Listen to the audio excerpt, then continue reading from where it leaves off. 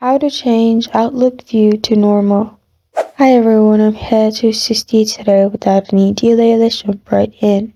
If you have got this kind of update in your Outlook and you want the older version, what you can do is click on View at the top and then click on Layout in here.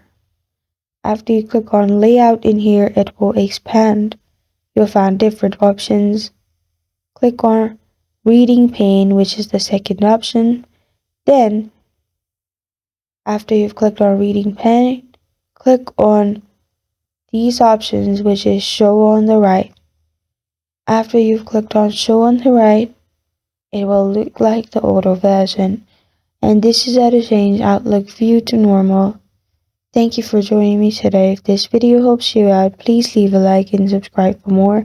Got a question or want to suggest a topic, comment below. Thank you for watching.